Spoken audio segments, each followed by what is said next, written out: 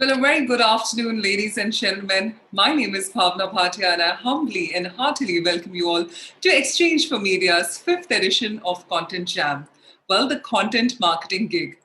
As the world moved towards digital and the businesses moved towards digital model, content marketing went up significantly. 82% of marketers report that they are actively using content marketing in 2021, which is up by 70% from last year. Marketers' primary goals for running marketing campaigns are brand awareness, increasing sales, and increasing engagement. Video is the most commonly used form of content marketing, overtaking blogs and infographics.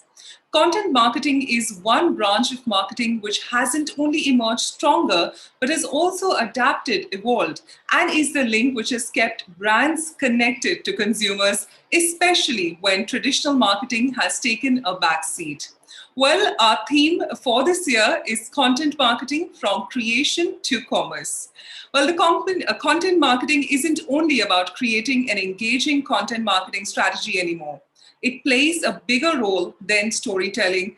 It's about conversation and commerce. After all, we're pumped up and excited to kick off the virtual edition of the E4M Content Jam 2021.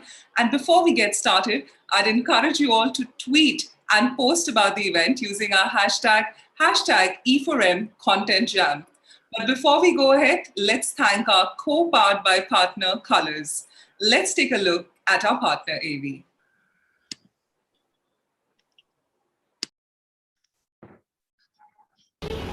It's time to play the big picture. यहाँ 11 तस्वीरों से जुड़े सवाल पूछे जाएंगे और 12वीं तस्वीर होगी द बिग पिक्चर जो 5 करोड़ रुपए के लिए दिखाई जाएगी, पर एक गलत जवाब और प्राइज मनी हो जाएगी 0।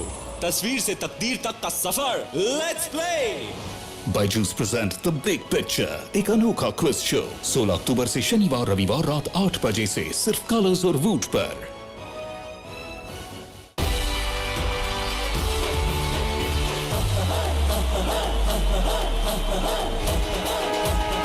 एक तरफ तस्वीर, एक तरफ तकदीर और बीच में आपका नाचीज cut piece Ranveer.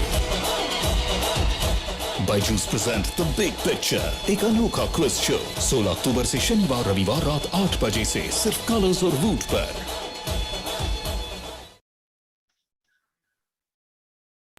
So, well, ladies and gentlemen, that was for our co-powered by partner Colors. To start this afternoon, I would now request Dr. Anurag Batra, Chairman and Editor-in-Chief, BW Business World and Exchange for Media Group, to take the main screen and welcome the audience. Over to you, Dr. Batra.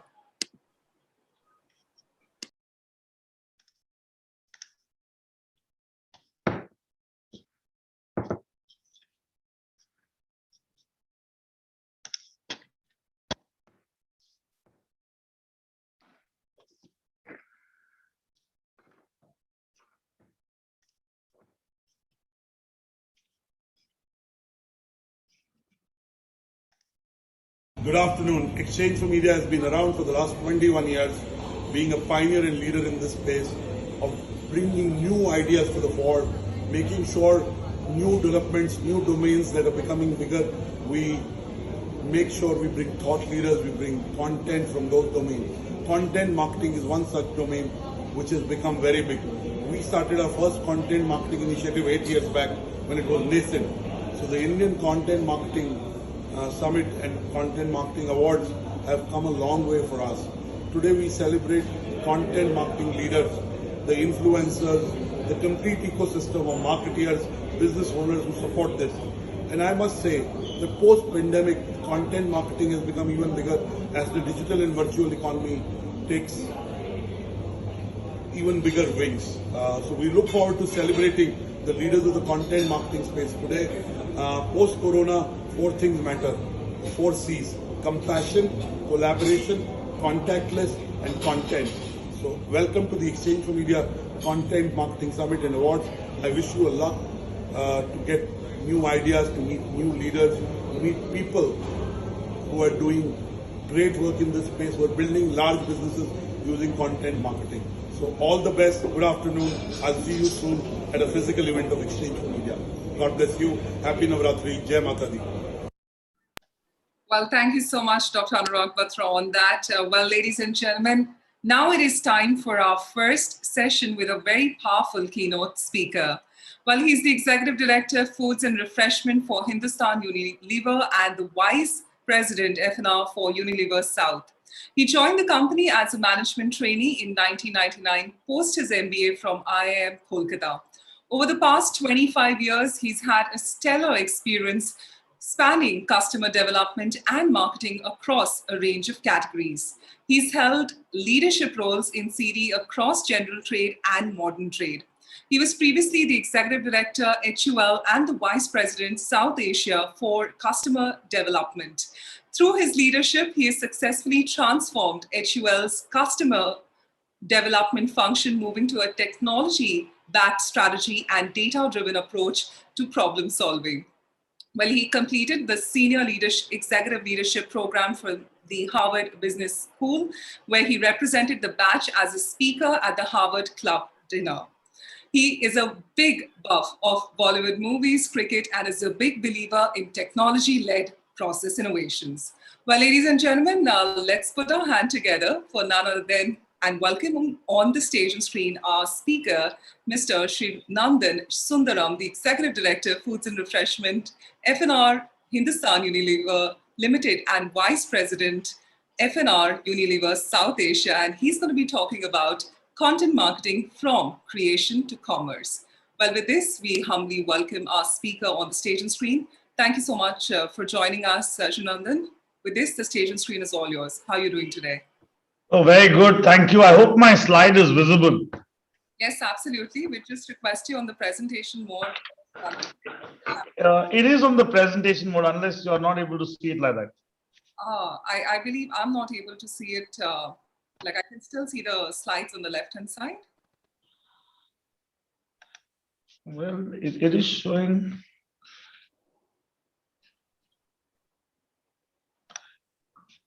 Is it? Yes, now it's fine. Perfect. It's fine? Okay. So thank you, everyone. And thanks for that kind words of introduction. I really hope I'd be able to live up to it. What I'm really going to speak to all of you is about content to commerce, and really more than anything, share some of the principles and some of the approaches that we take at HUL, which I'm sure would be, a lot of you will find useful. But before we deep dive onto content, I really thought it'd be useful to understand why this particular topic. And if we just draw a macro view, when we talk to a lot of our partners, you've got on the one hand where you see the YouTube logo saying people are speeding up to 2x or 3x and consuming content. And it becomes really difficult for us as advertisers then to be able to draw the message when people are really zooming at it fast. Then the other bit, which all of us I'm sure are aware, is increasingly we are becoming much more restless, and our attention span is a lot lower. So from the world of 30-second advertising, then the attention span that time used to be 12 seconds. Now the attention time span is 8. And if you listen to the worlds of the Facebook and the Google, it comes down to 3 and 6 seconds. And therefore, it becomes much more difficult for us to drive the message that a brand wants to give when the consumer is willing to give you this less an attention span. But here's where the inherent duality exists. On the one hand, when it comes to seeing advertising in isolation, we're getting 3, 6, 8 seconds to see. But on the other hand, each of us and our consumers are perfectly fine binge watching if the content is relevant. Therefore, if you look at average time spent consuming TV, spending on OTT platforms, that time is significantly higher. And many of us have spent hours binge watching something as recent as Squid Games, where you just don't want to swap the remote, you don't want to change the channel, but you want to spend hours watching it. And therefore, at the center here sits what people are consuming. And the truth is people are consuming content, and hence it's only logical and it makes sound business sense to try and see how the brand can leverage content and therefore present itself. And that's really where my pitch is. It's because this is where the party is. Either we go down the 3 second, which is important, We continue to do what we are very good at, which is 30 seconds, but equally go to the emerging party, which is about 30 minutes, 3 hours, and 4 hours.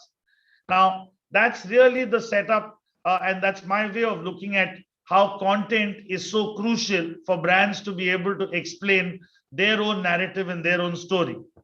Now, the beauty of this is it requires a fundamental shift in thinking. What's the fundamental shift? We're used to a certain ecosystem of brand, a creative agency, and a media partner, where you work in isolation or with 2-3 partners to create content like a 30-seconder. You then work with a media agency who deploys it in the best possible manner. That world changes a lot more when you start looking at how to partner with content. And therefore, what we did as a company is really look at a much more collaborative approach on content creation, because this is a space where we as manufacturers, as marketers, are not the experts. And one consistent approach, and this is the 4th year in a row that this is happening, is about Content Day, which is really bringing the experts into our company and therefore being able to understand their point of view and therefore educate us on what's the best way to weave in content. I'm just going to play a short video to give you a sense of what it is like during those days when we do the Content Day.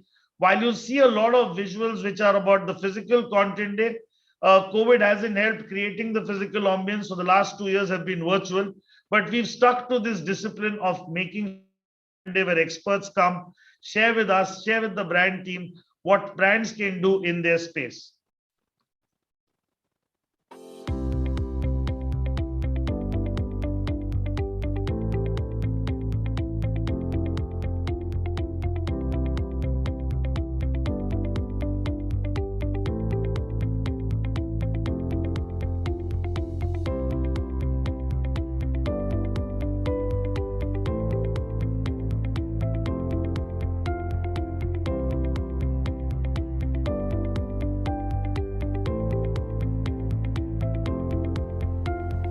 Every time there have been some interesting ideas that have come our way to get our brand message across. So far, I really like the YouTube creators stall. I think it's interesting to say how do you leverage these million+ creators to bring brand purpose message alive. My God, this place is just alive with so many things. There are creators, there are publishers, there are platforms, all of these.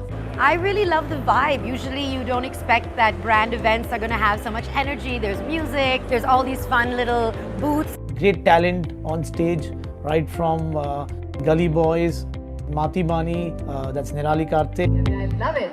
I wish I could come here every day and spend some time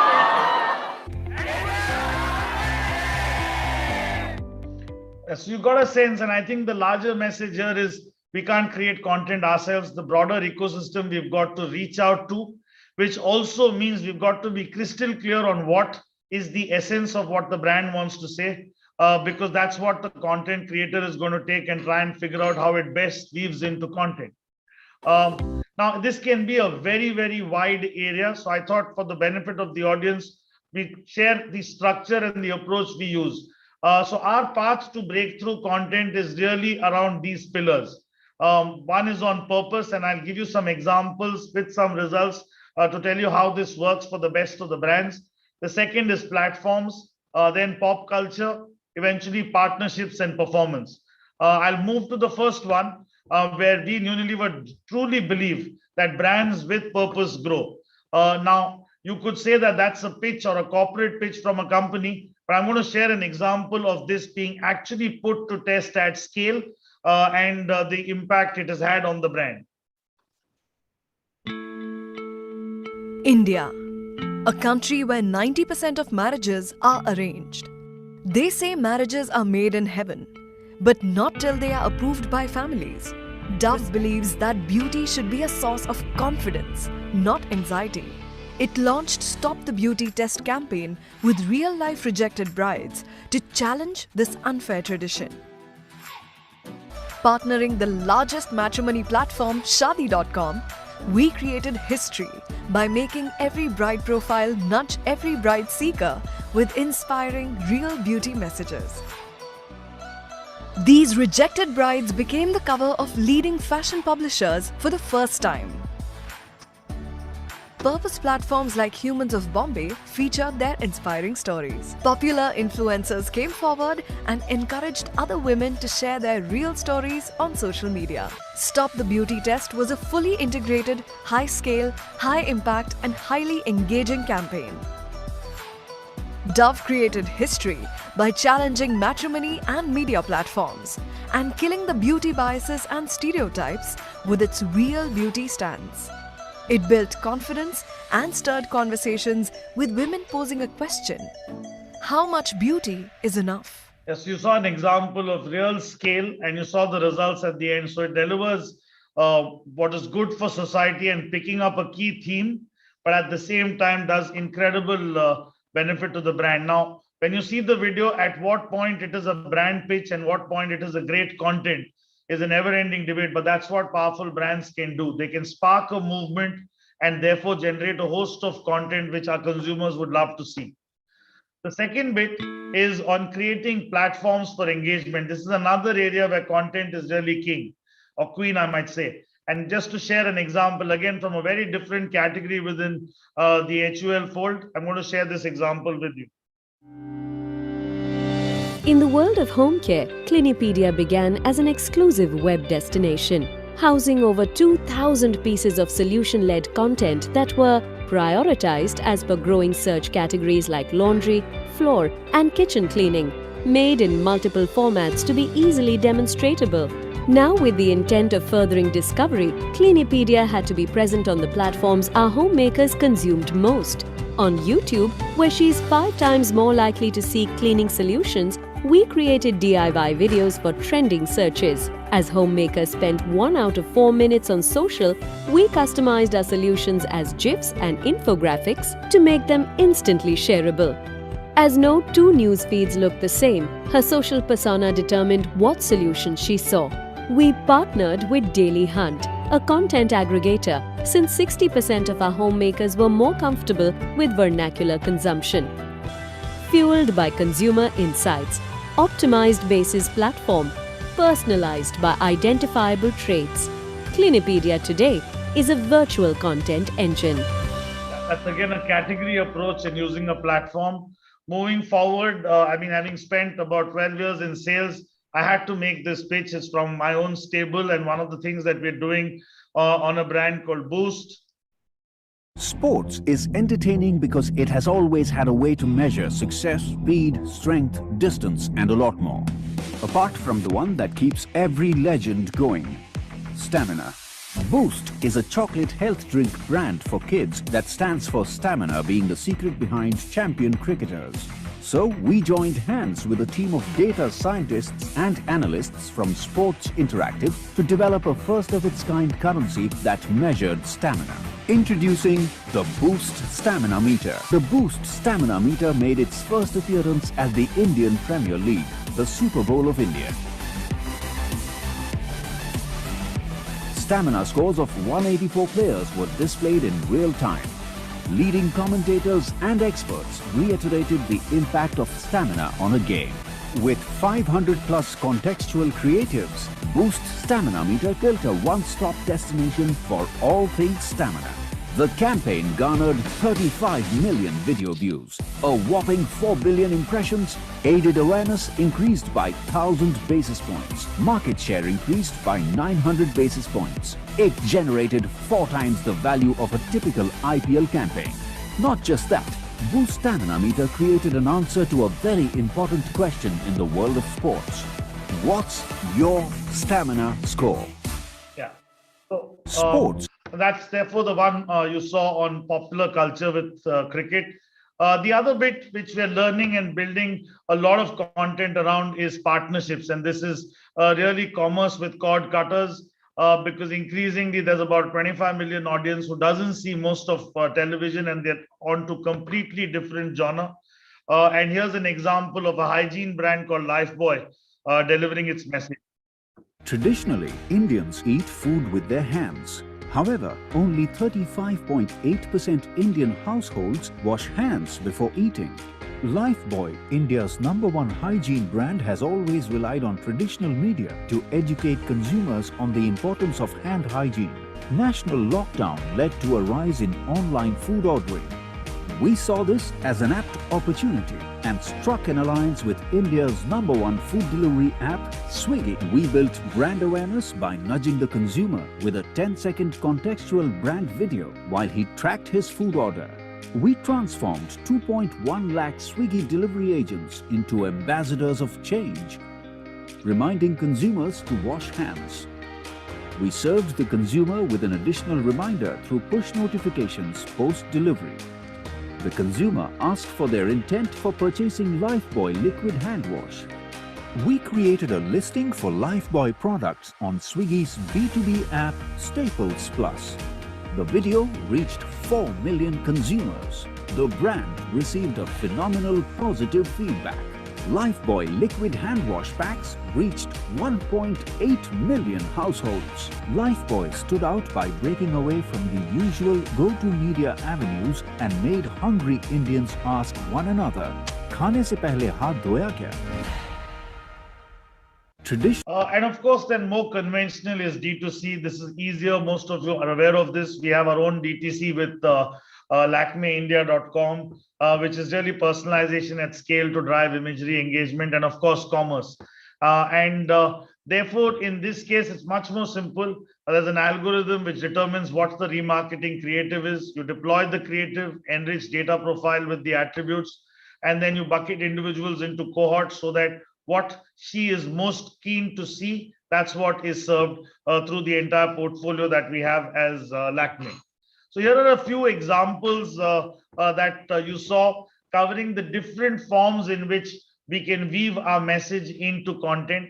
And just to bring that together in one bit, this is at the heart of what it is, which is the path to breakthrough content can come for brands through their purpose. It can come through a platform, so it need not just be a brand. It can be agnostic to brand within a category. It can definitely come with pop culture. It can come through partnership, and you can do it through performance marketing. And I think the common thing around all of this is requirement for us as marketers to be really clear and pithy about what is it that our brand stands for, and then be much more open, inclusive, and inviting for various content creators to dabble with our brand. They'll get close to what you intend to do as a brand if you're very, very clear on what your brand stands for, and it is evocative enough for content creators to create content. In many ways, it requires a lot more humility to say that I will control what the central theme of my brand is, and then open it up for consumers and content creators to make sure they're able to engage with it, and therefore put it out in front of consumers to consume and spend time with. And remember, spend time with is the biggest problem that each of us face. And I would bring back your attention to 3 seconds, 6 seconds, 30 seconds, and then 30 minutes or more. And since our consumers are spending time on certain kind of content and binge watching, the other side of the argument is you really don't have choice. You've got to be able to weave in content. Otherwise, the time people are spending to understand what our brands have to say is diminishing by the day, if not by the minute. In summary, my personal take on it is content is critical to drive new age commerce. New age commerce is not just about lower funnel marketing. It is as important to build brand attributes, build the brand positioning through upper funnel and lower funnel. And therefore, for this to be done effectively with the large population of our consumers either watching content on the phone at the rural side of the country or watching content without TV in the extreme top. In both cases, weaving in content is the best bet for brands to pitch their story and for consumers to spend more time engaging with the brands. That's what I had to share. Thank you.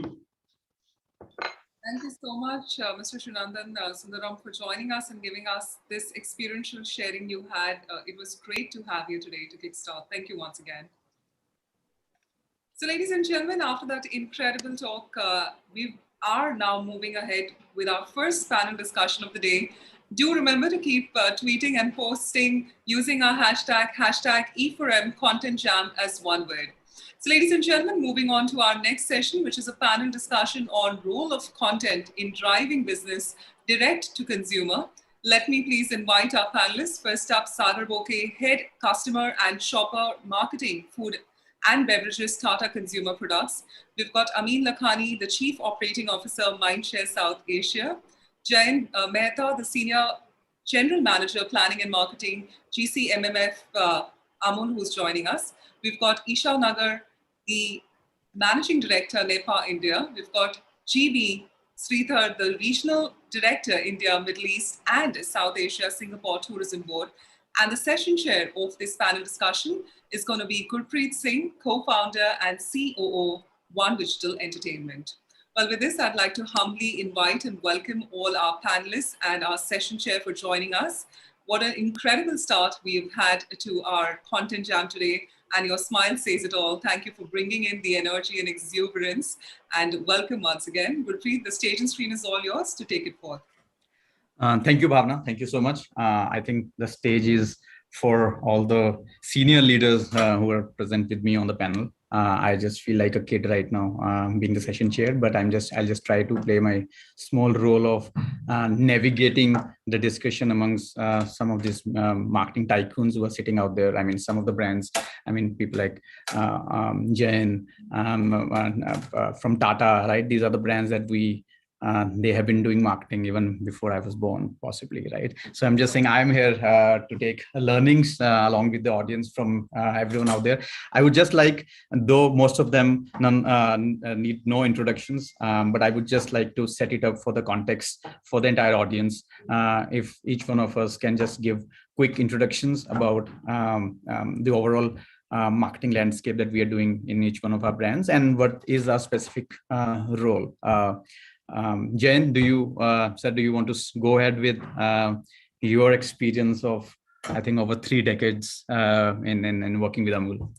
Okay, thank you so much. It's a pleasure meeting all of you, and thank you, Bhavna and Michelle, for inviting me for this nice, interesting conversation. See, I've been with Amul for the last 30 years. It's my first job, so I'm still learning. And we've been a part of this business for now 75 years. And Amul was among the first, so to say, official advertisers in India way back in 1950s. And ever since then, one of the things which has stuck into our DNA is not to think like an advertiser, but to think like a content creator. And I go back to the year 1965 when the first Amul topical came up. So over the last 55, 56 years, you're seeing a lot of content being created without talking specifically about the products or the brands that Amul had. And you know the journey of Amul, the success, the turnover that we have is more than 50,000 crores. But the focus still remains on creating content as much as so that you are able to retain the customers, attract their attention continuously. And you're seeing 7, 8 generations, I mean, so many generations also passing by and changing tastes and consumer habits. So this is what is in the DNA of the brand, and the creative agencies that work with us or the channel or the partners that we have continuously focus on this. The social media changed the dynamics a bit, and the Amul topical obviously adapted to the social media, be it Twitter or Facebook or Insta, whatever. But the last year of pandemic gave us a very, very interesting chance of using this technology and an opportunity to create content using recipes. Now, this is not a new thing for us because Amul has been the charter sponsor of MasterChef for the last 10 years. And you know how it goes into making a TV show in which you give specific instances, kitni bar brand name bolna, itni bar ye product dikhana, itni bar ye karna, wo karna. The investments are huge, 20-25-30 crore per season. And you get a show and you get measure the ratings. But here we used Facebook to connect the consumers who were at home because of lockdown in the first phase of pandemic, and I'm talking about April 2020, and the chefs who were sitting at home. We gave them, the chefs, the access to our Facebook page and told them to prepare recipes which people at home can prepare easily. We did not say specifically use Amul products. We did not say use Amul name in any way. Only small request was not to use competitor products in your face kind of thing. But we created magic. Now, this show has been running for last more than 530 days, non-stop since 17th of April 2020. More than 3,300 chefs have participated. We've created 3,000 shows, and more importantly, created content of about 135,000 minutes. Now, this is translated into number of days is equal to 100 days out of 500 days. So if you start watching it, this is the content you get. And the audience was not local, it was international. We reached out to more than 50 countries and we continue to get viewership, and all this done at an investment of 0 rupees. So if the brand has that capability and the current social media has that power to reach out, you are able to do impossible things in difficult times also. And now we are trying to use and leverage it as much as possible in many other ways. So this is just thought the introductory remarks, and we'll continue to discuss after. Sure. Mr. Jain, sorry, I mean, just to take, while it was my follow-up question later on, but I can possibly ask you right now itself, because for brands that you are heading, Amul, and I'll have this lead-up question to Mr. Sagar also for Tata, right? A lot of your products are sold not just in the metros, but in very remote locations, right? Where reaching out to those consumers might have been difficult, right? Everyone knows about Amul brands, Tata brands on all those remote locations. Do you think, how do you prioritize those markets? Do you think those markets also understand the integrated content, right? Not just on the face marketing, but integrated brand integrations within the content pieces? What have you been learning, and anyone who want to target those locations can take learnings from you? It's a good question, because we connect with the rural audience in 2 ways. They are our milk producers also, and they are also our consumers. So the brand has to reach out in both the dimensions. It's not just the idea of just selling a product to them. It is also saying that how much trust they need to have on us, as they are the owners of the cooperative. So that's an additional responsibility. But I'll focus right on the selling part. Distribution is a game which most of the panelists here and a lot of people in the audience have been playing. So that is conventional. You try to reach out to them by appointing distributors in every single taluka, every single 5,000, 10,000 population town, and so on. That's the easy part. Then comes the difficult part of communication, which means you look at mass media or the conventional TV, print, digital, whatever. Digital actually came in as a boon now. And we realized that all this while we've been talking about largely in English and Hindi. And with the new technology, it's not possible to do so in that seamless manner. So over the last 1.5 years, we've created Amul brand pages in 11 different languages. So we're creating content in Marathi as much as in Tamil, Telugu, Malayalam, Kerala, Odia, Bengali, even Arabic, and trying to share our messages, our stories. And believe me, the recipes also are being done in those languages with the chefs of cuisine of that particular region. So that is, and now the audience is also digitally savvy. You are able to reach out to them, talk to them in their languages, listen to them also in their languages. And that makes a very interesting part.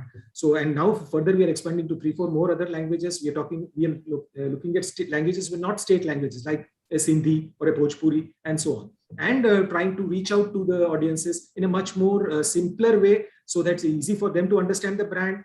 Then focus on availability of products using technology. We have a Locate Amul app in which anywhere you are sitting in India within 5 kilometers, you can get the names of Amul retailers, Amul distributors, and the shops having list of the Amul products which are currently available. And I would invite you to try that out also right now. So this is how technology is being used both ways in expanding distribution and also communicating to the audience in the right sense. Oh, super. I think localization of content marketing is the key, right? I mean, which everyone right now has been focusing on. Mr. Sagar, from your point of view, Tata also runs a wide range of products, right? You are not focused about a particular, just one of those products. And as the head of consumer products marketing, you just want to share your experience. How do you prioritize and how do you see the entire content marketing ecosystem? I'll first talk about the content marketing or to the rural audience, and adding to the learning that Mr. Jain shared. I would say two more learnings to really add. I think first is that there has to be genuine, it has to be customer first. Most of the stuff that we create is advertiser first or the brand first. Now 2 examples I'll give. One, during the lockdown, we realized that people were sitting at home. Obviously, in the month of April and May, there was IPL to happen. IPL really obviously got shelled off. So we had created with Jio. I mean, as you know, obviously Jio has a very wide reach, across rural platform. We created something called IQL, India Quizzing League, and we really obviously the natural connect with Tata Salt as a brand. Tata Salt is iodized salt, right? And iodine is supposed to help the mental development, right? And we created content across languages, across around 15 languages, 15 different Indian languages, and we created different clubs of different cities. and quizzing, I think, general knowledge and, creating content on that hub, crores of views got created. I think using the insight that people are sitting at home, they are missing out something, a brand with a connect of a proposition, really wanting to engage them effectively and at a fraction of cost. I think it would have cost us some around 15-20 lakhs in the entire investment of both media and the content creation. But I would say the return that you would have got in multiple of crores. So the first thing is that really finding that insight, what is very relevant. Second thing, I think content can essentially do is really able to create an emotional connect. So I will give an example. The rural audiences, I think fairs and all these things are a big draw. So 3-4 years back in Puri, if you know, there's a Rath Yatra. So in a 2 kilometer stretch, there are around 1 million people which are stranded. So what we had essentially created, we had created a popsicle, which was basically powered by Tata Salt, because dehydration is a major issue, right? And it was latched on big time. And we created that content, put that digitally and put on various platforms that almost went viral.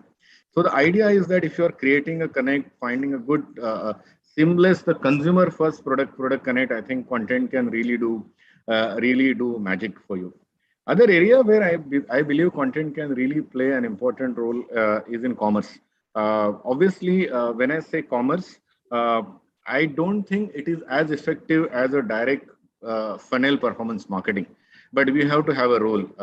So we started something called a Startup Nutri Corner, where we had dual objective of creating sticky audience who believes in our thinking. So Tata Sampann as a brand which we created, wherein the philosophy of the brand was to say that Indian homemade food as the power to really provide health and nutrition like anything else that people really wanted to say, and a good quality. So essentially making every single Indian household nourish the household through native Indian food, and a lot of wisdom around it, like say why spices are good, why the protein from legumes or pulses is lean, right? And many such practices, right?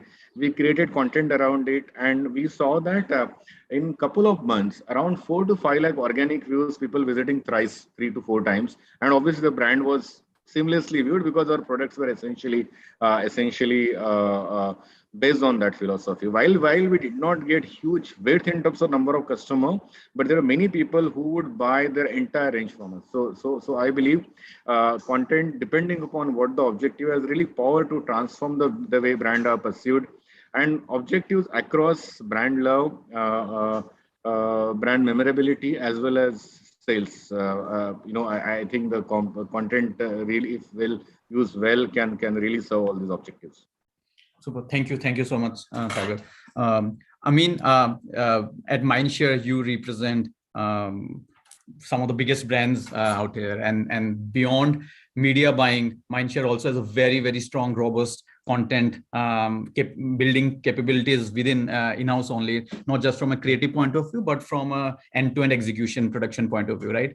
What have your learnings been in last few years, right? And today, like I said, you are not just an agency who's just buying media for brands, but also overall developing fully content, their brands integrated into content solutions. Yeah, thank you so much for that kind introduction. So first and foremost, I think let me just put this very straight, that the win in our entire journey is about understanding consumers, right? I think that is at the heart of everything that we do. So if you're seeing the consumer and watching him migrate from one platform to the other, it is very important to see where the aggregation of consumers are going, right? So that's at the heart, at the center, as a pillar of. The second part is when you look at digital and data. I mean, they have actually democratized, e-commerce, or rather commerce in many ways.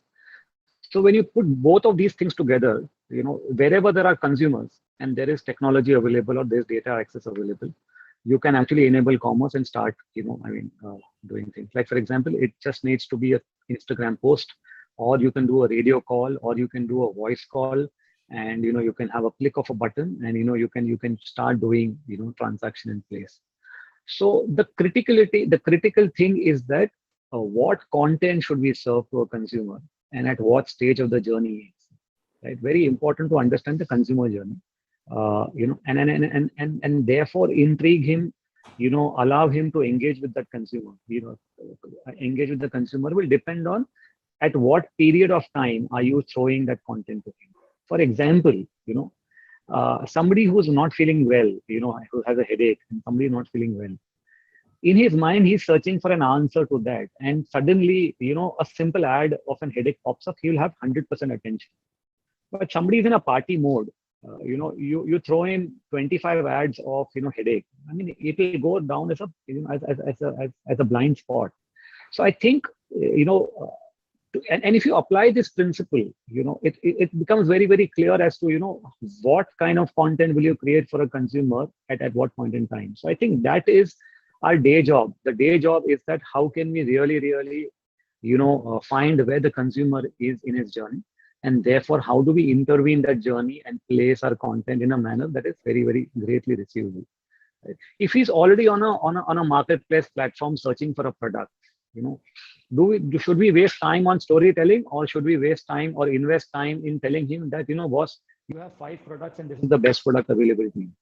So I think that's the piece over there. But if he's not, and he's enjoying IPL or he's enjoying a movie and all of that, that's a great time to go and build the upper funnel narrative for him, right? And mind you, the biggest proud moment is, clients, our own clients, who will talk about their work. One client has already spoken about the body of work that we do. Another client will talk about the body of work that that is done. And what is intriguing me and really, really exciting me is that CPG clients are most evolved. We know that they're most evolved because they understand marketing. They have a 365-day approach. Weeks on air is a conversation, always on is a conversation, and that's an established norm. But how can a cement client create content and engage with consumers? Is something that we will learn. I mean, that's really exciting to me. That how can you go in a very, very non involved category? How can you create consumer engagement and involvement? Is something that is clearly engaging. Impressing me now. So more on this. I can keep talking. Yeah. Sure. Thank you, sir. I'll love to touch base on, like you mentioned, because I always feel there are brands with whom the content flow, the storytelling goes very, very organically.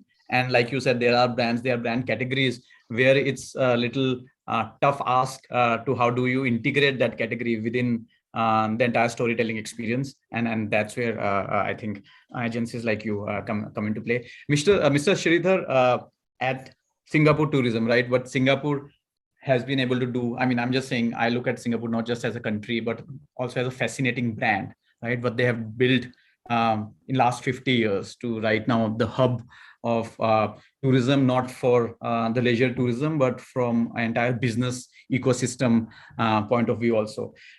Do you want to just share some insights and how do you operate? How do you see content marketing as a key priority area from your marketing point of view? Thank you. So for Singapore tourism, we have been in India for more than 2.5 decades now. And the biggest challenge for us has always been, how do we communicate to our varied audiences? And you're right, Singapore is a familiar favorite for many Indians, whether it's leisure travel, cruise, meetings and incentives, family travel, and regional cities as well. So the last 2.5 decades, we have come from a position whereby Singapore was introduced to the Indian audiences.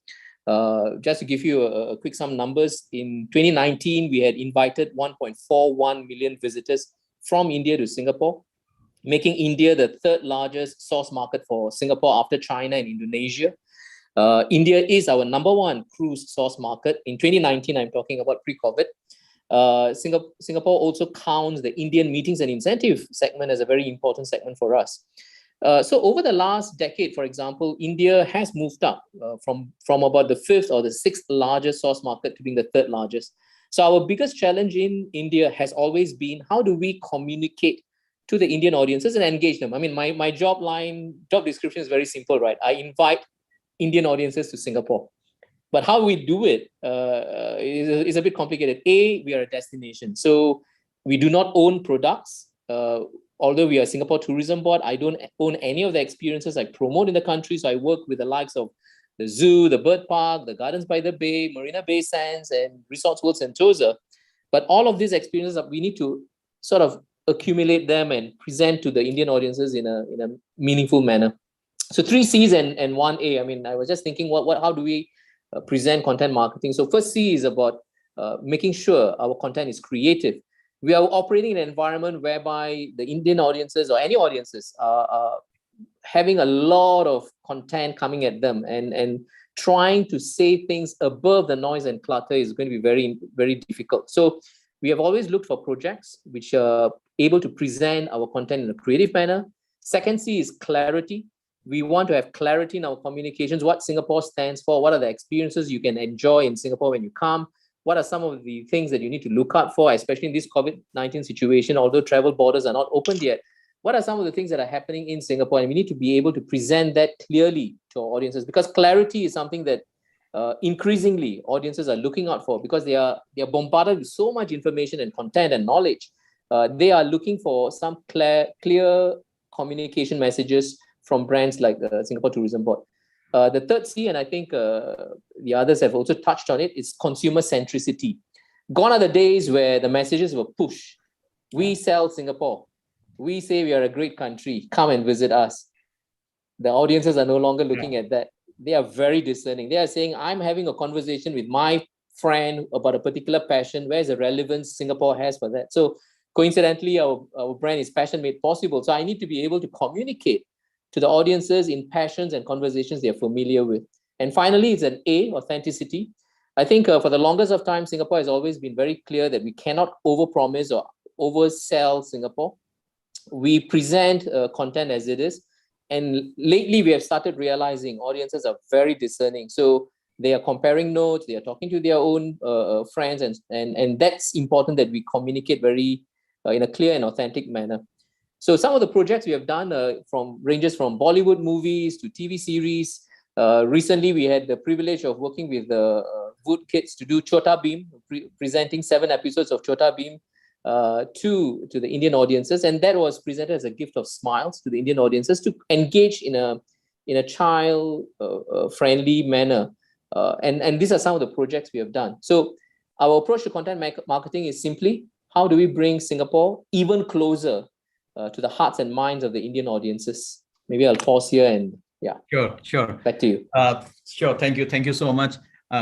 Isha, you, I think, do a very interesting job out here, right? Where brands are spending monies on the content marketing. You act as a resource center for them in guiding them about trends by studying the data, by studying consumer metrics, especially in these times of the millennial audience where everyone is trying to catch up with all the lingo. And also not just that, from an ROI point of view, how did their brands, the entire budgets perform in terms of the sales or awareness or reach point of view? Do you want to just take the audience through what NIPA exactly does?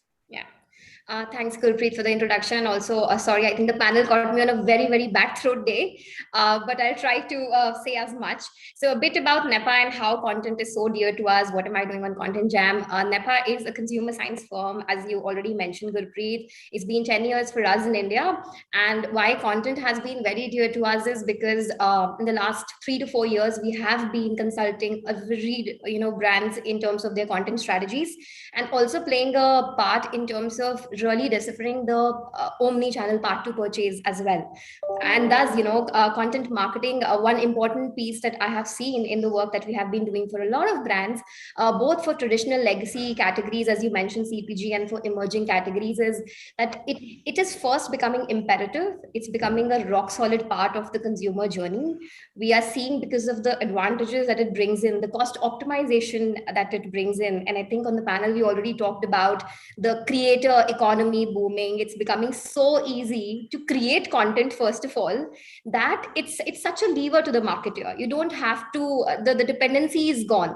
I would love to bring to the table also the fact that the amount of content creators which are becoming D2C marketers, leave no room to not have a role reversal, right? We've seen that with a personalized merch coming out from the content creators as well. The second point that is very interesting in the work that NEPA has seen, and I have closely seen at NEPA, is with the emerging categories. I mean, CPG, I think Amin mentioned that, CPG, the categories are so nuanced that there is so much of literature that you would know that this is the first bet that they're going to make when, things are moving and shifting towards content, coming in with all that knowledge. But for categories like, say, an in-home services brand, for a sleeping mattress, which is just not related, we're seeing that content is it's democratizing them, because it's giving them a chance to, what I say is that it's giving them a chance to give them a larger objective, a larger cause, which is not related to the bottom line at all.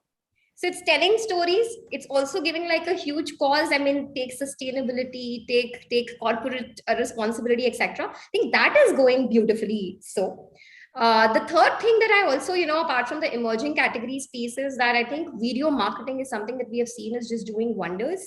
The short form is becoming so short. And one trend that we are seeing is that it's just latching on trends. I mean, we see it in Reels, we see it in Instagram for business. That categories like sneakers, and because our workplay involves like categories which is just not connected, but video marketing and the way it's really bringing in the heart of D2C to the core is seemingly very interesting at this point in time. But I'll maybe veil along, but that's the starter remarks. Thank you so much, Isha. Isha, you mentioned about trends, right? Latching onto the trends. Mr. Jain, Amul has been, one of the front drivers where you have come up with fascinating campaigns whenever there are new trends or topical newsworthy things out there. How do you see? I mean, I'm just saying, the trends, riding on the trends and doing campaigns, while we discuss brand awareness campaigns, and while there's a debate on what's the conversion around that, right? How is it driving sales, right? Unlike, when you're doing digital spends on Google display networks, where you can generate a lead and see an Excel sheet, you spend this much of money and these are the direct sales out there. But from your point of view, it's actually a two-part question, riding on the trends, acting on that, and as well as building a balance between brand awareness campaigns when you're creating content and looking at it from a direct sales point of view. Okay, I think very good question, but equally difficult also. I'll also answer in two parts. As I mentioned, the content helps you remain top of the mind. And that's what the Amul Topical does. It's one of the examples I'm sharing right now. The Amul Girl does not talk about any Amul product per se.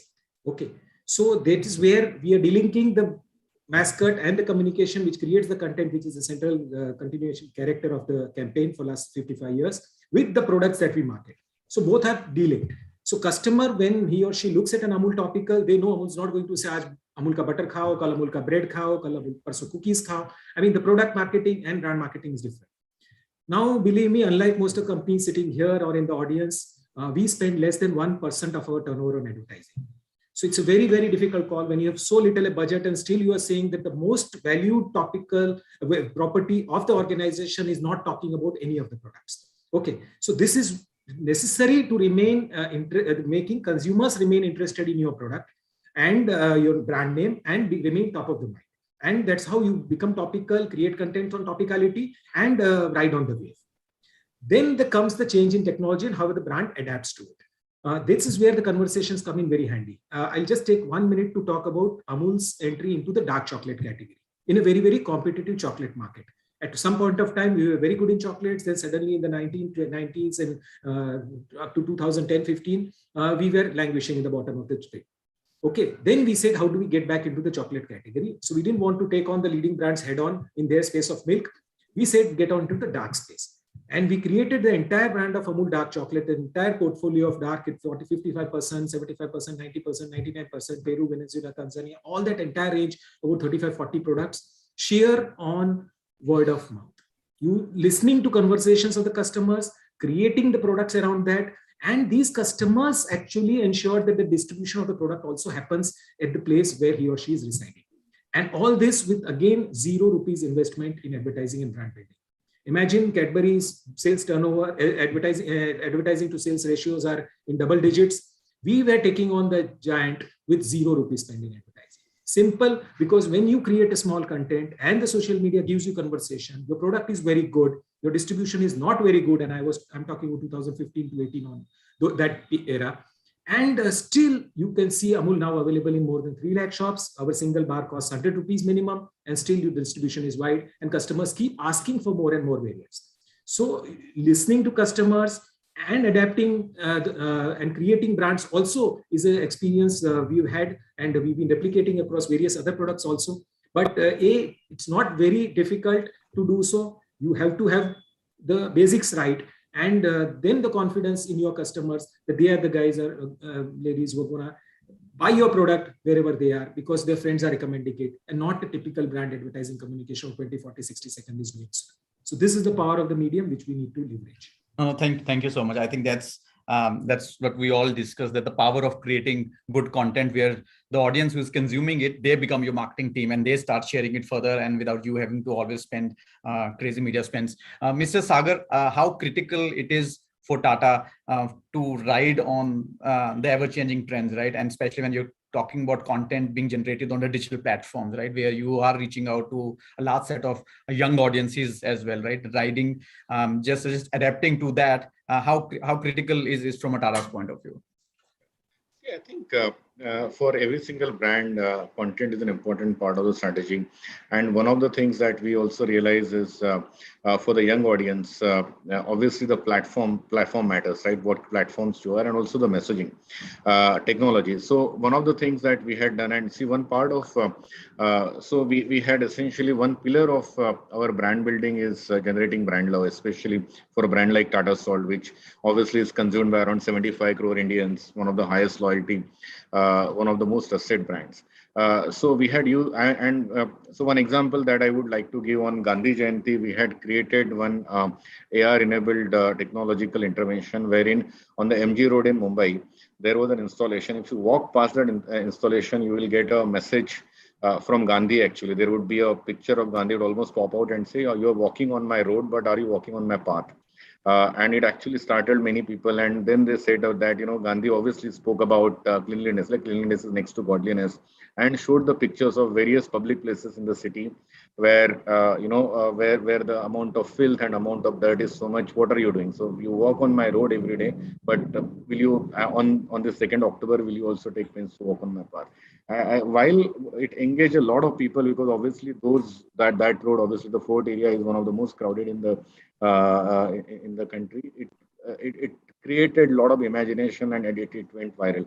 So I presume use of technology in a very innovative way, engaging way, and choice of platform really makes an important criterion for brands to really engage. Another part of a very interesting question which you asked, I think to Jayan, I would actually want to contribute if I may, which you spoke about this performance marketing and brand awareness marketing, and a lot of people ask this question. I would say that performance marketing is actually not marketing, it is sales. And there is a fundamental difference between marketing and sales. I think the job of marketing is to make selling redundant, right? The basic fundamental promise that a marketer has to make is that how do you create a narrative which has lowest common denominator among multiple people, grabs their attention and makes them to act, right? While for niche categories, while it may still make a lot of sense, I would say for mass categories and brands which really want to make, they have to create narrative which are very compelling. Also, financially, it makes no sense. Let me give you an example. I mean, most of the CPG categories, and I think a lot of my experiences are basis consumer product, because that's where I have spent most of my time. The ticket size is very low. So if I were to really acquire a customer, the minimum cost of acquisition is 150 to 200 rupees, right? If I do the same good quality content, if I do good content, the cost of view is 20 paisa. Okay. Yeah. And if I do that at a frequency of 3 times, 4 times, that is 70 to 80 paisa. If my brand is strong, if my messaging is strong, the consideration to awareness ratio is 70%. From consideration to purchase ratio is around 60%. You work out the maths, right? It will work to some, 2 rupees, 3 rupees of acquiring a customer, allowing me to spread myself quite wide, right? And I would presume that and that I would advise to most of the marketers. I think don't fall for trend. Let's understand the fundamentals and what will really make the brand. I think the idea of brand is everlasting, and really investing behind creating brands that customer want to prefer. And one classical example I have given to multiple people, that for a same funnel, different brands will have different conversion ratio, and the differentiating factor is not the medium choice, but the choice for the brands, right? So Sure. sorry you didn't ask me that question, No, but no, I no, thought no. I it's mean, too compelling. this question for everyone on the panel. Mr. Amin, I mean, again, same two questions for you as well, because also as a part, and you and your teams, I think, go through this every day with every brand, right? Awareness campaigns, what's the sales being driven, and also predicting trends, right? And a lot of times you must be getting calls from brands, while when they would have seen certain campaigns, then we should have wrote on that, right? And at times you guys would have predicted something, but brands might not have agreed. I mean, I think it's just because I work very closely with your team, so I just love to hear some examples and stories from your side. Okay, so first and foremost, I completely agree with what Father mentioned. And you know, you know, marketers should really stay away from this entire trend philosophy, and so that's something that I completely agree with. The second thing, very importantly, he alluded towards, and he actually implied as well, was that you should have a view of what's the customer lifetime value that you should look at, and therefore that is where your business model will operate. Now, it's just that I'm just building on this, building on this line of thinking, that many brands who are coming into the market recently and newer and emerging categories, like Nipa mentioned earlier, they really don't have the luxury that Sagar and his brands have of 75% loyalty. Now, when you don't have all of those things, how in that kind of an environment do you really build a brand, in a manner where you can balance your short-term as well as your long-term objectives? I think more and more companies who are launching, in the emerging market categories are actually trying to find that balance. That how do I win on short-term, and how do I, kind of also invest behind the long-term? And in that balancing act, given the way the consumer is spread across multiple touch points and the proliferation of media and all of that, I think it's very difficult. It's becoming a great challenge for them to really find that thin balance. One of the recent studies that I was going through actually said that the new and emerging, the millennials or the consumers, the loyalty percentage, 60% plus people don't really have, are not showcasing any form of consistent loyalty. In this kind of an environment where consumers are increasingly going to be flirtatious, how do you really make compelling narratives, to attract yourself towards your brand? So that's one challenge, and we should all come together and solve for it. So that's one part. Right. The second thing that I want to say is that in the same set of studies, it shows that digital as a medium is really helping influence these light, loyal consumers in a certain way. So digital has a great influence. So my second point is that yes, this entire digital medium, and especially for these young flirtatious consumers, is really acting as a influential conduit. So those two are important elements in our consideration. Right. The third important consideration, if you move from there, is that, again, I'll go back to the previous question. The conversation that we had is that at which stage is the consumer in his journey, and therefore once I realize that this is a person who's interested in coming in for home interiors, or this is a person who's looking at buying a car, or these are the people, and then there are many data points which are available, and then we can actually see intent. And we can actually see, intent building up, through various digital and through the conversations like Mr. Jain mentioned earlier as well. So if you look at those data and insight stories, you will come to know that there is a bucket of consumer who's already either in the category or already in the marketplace. I think people who are in the category or in the marketplace showcasing intent, they need a very different approach to activating that funnel versus people who are going to be in, you want to invite them into category consideration or and then their own. So I think these are the ways in which you can actually look at and segregate different sets of consumers within the entire universe, and then derive your strategy. So, super. Okay. All right. Thank you, sir. Mr. Sridhar, I mean, it's often believed, right, that the tourism marketing is a very impulsive marketing where people are taking a call basis when they're seeing something, a content piece, when they're planning their vacation. From your point of view, like Mr. Amin mentioned, the influencer marketing, right? Is it a big part of your marketing budgets, or still long form content planning throughout the year is something which you guys focus on? So I think a few things have changed, right? Point number one, we are living in a very different environment where a lot of digital natives, people are consuming content, very personalized content has come up. So for us, it has been very important that we look at active and passive marketing. So active marketing has been previously very sales oriented, right? When you are in the consideration of a travel, up pops up some STB advertisement together with maybe our travel agent partners, and you decide to book the package and come to Singapore. But increasingly, we have realized that a lot more passive stage marketing is needed, where even before they are even considering a holiday, we need to be able to engage the consumers and let them know about what Singapore is and what the destination is all about.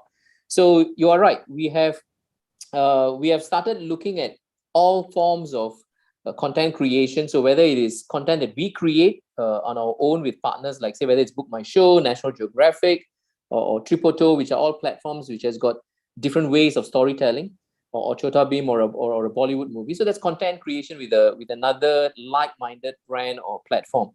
Two, of course, there's content that we create with our travel agent partners, because these are the guys who are actually selling and converting this purchase decisions, right, and bringing them to Singapore. But increasingly, we are looking at influencer marketing. Influencer marketing has gone big time. I think Aisha was talking about it also just now, that a lot of us are starting to see influencers have become marketers of their own. And we are looking at influencer marketing. So we are looking at them as passionistas, because we sell Passion Made Possible as a brand, Singapore's brand. And we look at their passion points and how do we use their voices in authentic voices. Either they have consumed those experiences in Singapore, therefore they can then talk about them, or B, it is a passion point and they are then connecting with a Singaporean similar passion, and then they tell their story. So influencers has become very important.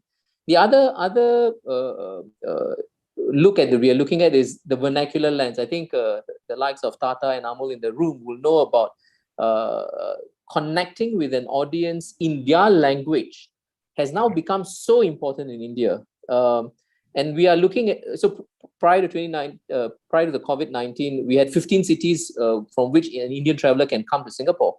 And we have realized that whether we need to communicate in Tamil, of course, they can still get these communications done in English, and most of the time our communications get through. But we have started realizing communicating in native language, whether it's Gujarati, whether it's Tamil, Malayalam, Hindi, all of that is becoming very important. So we are looking at micro influencers now. We are looking at vernacular content. So the content creation and distribution has now have to be looked in totality, and seeing how the various trends are coming out of India.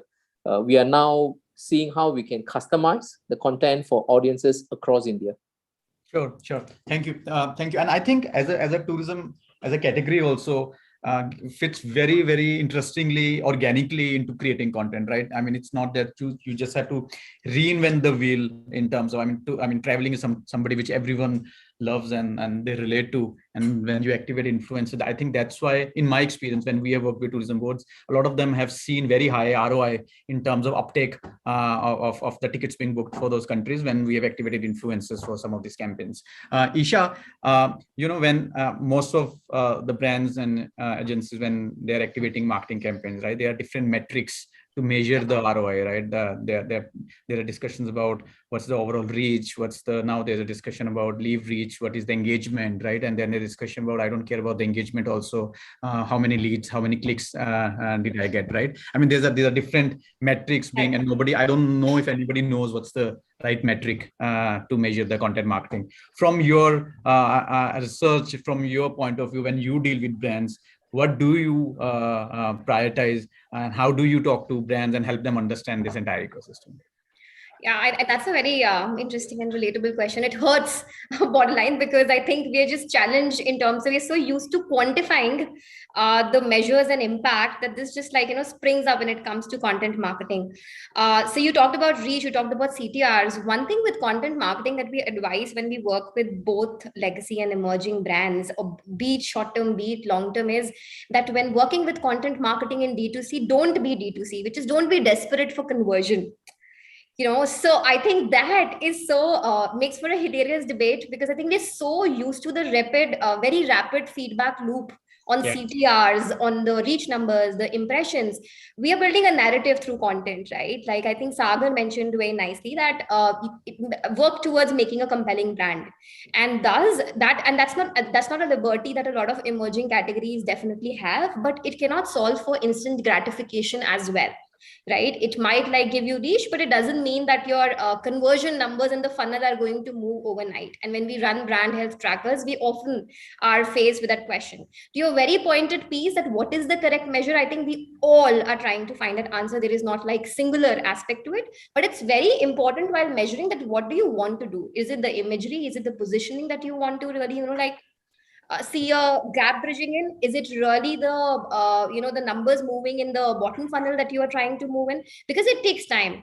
To give you an example, we were working on a recent study on a core theme as sustainability, and we thought CPG clients are going to be the ones who are running green and feature number one. But we saw tech brands, we saw consumer tech brands like Google, WhatsApp featuring high on sustainability. And like, okay, this doesn't really tie up, but maybe actually it does, because it's the work of conscious years of legacy building in, having different perspectives on content to sustainability, which goes beyond green, right? Having a larger purpose. So and we also saw, like twice the consideration increase for these brands just on the peg of sustainability being a hook. And that was very interesting to see. So there is no particular matrix that I can really pinpoint at, because it depends upon the objective that we have in the, one in the life stage of the brand, the amount of years that category has really matured as.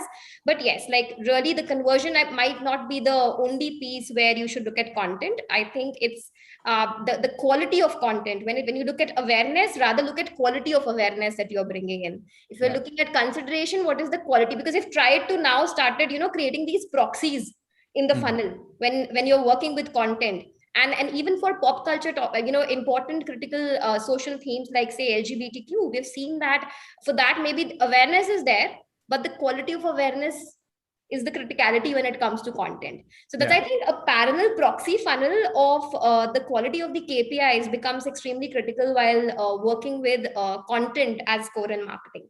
No, absolutely. I personally believe that, I mean, content marketing is just one of the vehicles. It gets very difficult if to start measuring ROI from a piecemeal point of view, right? And it's a holistic approach of marketing, right? I might have seen some content piece today. I might not drive the sale itself today, but when I am willing to do my research on that product category tomorrow on Google, it will be somewhere in my conscious that I have seen something like Sheetal mentioned while I was watching Chota Bheem. Possibly I saw some visuals of Singapore, and now it's sticking into my mind. It might just drive the sale out there. I had a long list of questions you guys have seen. I've sent on the group, but we are out of time already. So I think we would wrap it up right now here. I don't want to eat into the time of the next panel. Bhavna, are you there? Yes, very much. Gurpreet, what an insightful discussion, I must say. Absolutely glued to the screen, and listening to everyone was of immense joy. Thank you once again to all our panelists. Thank you. Thank you. Thank you, Gurpreet, for being a wonderful. Thank you, sir. Thank you so much, sir. Nice meeting all of you. Thank you. Nice meeting all of you. Okay, got it. Yeah, got it. God bless. So, ladies and gentlemen, what an exciting day this is turning out to be. And we've had some great speakers right now who had just joined us for the panel discussion. Well, ladies and gentlemen, it is now time let's thank our co-powered by partner colors. And before we move ahead, let me tell you, we'll also be announcing the winners of the e4m Indian Content Marketing Awards at 6:30 p.m. So join us in cheering and applauding the winners. It's going to be a truly exciting evening. Well, ladies and gentlemen, up next, it's going to be next very super interesting session which is coming up.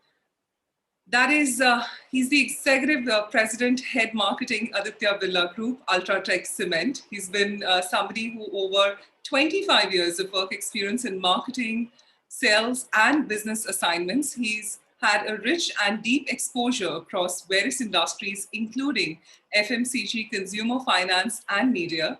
Well, prior to joining Ultratech Cement, he was associated with brands such as Nestle, Colgate-Palmolive, Godrej Surali, General Electric, HT Media, and Godrej Consumer Products. Ladies and gentlemen, help me in welcoming on stage none other than Ajay Dang, the Executive President, Head Marketing, Aditya Birla Group, Ultratech Cement, and he's going to be sharing a case study on brand secrets to great content marketing. Well, with this, it is now time to invite him on the stage. Ajay, thank you for joining us and giving us your valuable time. Over to you. Thanks so much, Bhavna. If you guys can hear me. Yes, loud and clear. Yeah. So I think if anybody wants to, I think look at the Ultratech journey in terms of content marketing. We've undertaken that journey less than, let's say, a couple of years ago. And I think we've made a very large dent in terms of how our category is managed and how our brand is managed and how the path to purchase is. It's not another tick mark into a large 360 circle. So I would leave, I think anybody who's keen on, and especially anybody who's building their home, to possibly go across to one of our website or social pages and various other touch points where I think the team's done a brilliant job in terms of doing content marketing. I thought we'll just focus a little time on distilling some principles and directly come onto that and share a little bit of that journey. I think these things might not sound very, I think, esoteric, yet I think some of the basics being done right is stuff that we pride ourselves both on home building as well as, I think, marketing and content creation. So we spend, I think, close to 95% of the time, if you've got to chop a tree, I think we spend 95% of the time sharpening the axe and possibly 5% of the time hacking stuff and getting the big questions right in the category, right? We use digital fairly effectively, but our digital is not for advertising, right? It's to empathize with our customers. It is to reinforce the empathetic expert positioning that we have. And these are three basic questions that I think we've focused on. Who's our customer? What are we selling to that person? And what is he or she buying? Which are strange things to say because the name of the company starts with Ultratech Cement. We are, I think, by far the largest player and the third largest cement marketer in the world. In India, the next two players combined are roughly about 60% of Ultratech's reach and strength in the market. And we've gone strength to strength in this category. If I take the last 4 years, we would possibly have grown at the envy of a lot of FMCG or fast moving consumer goods companies. Our growth rate would be an envy of that.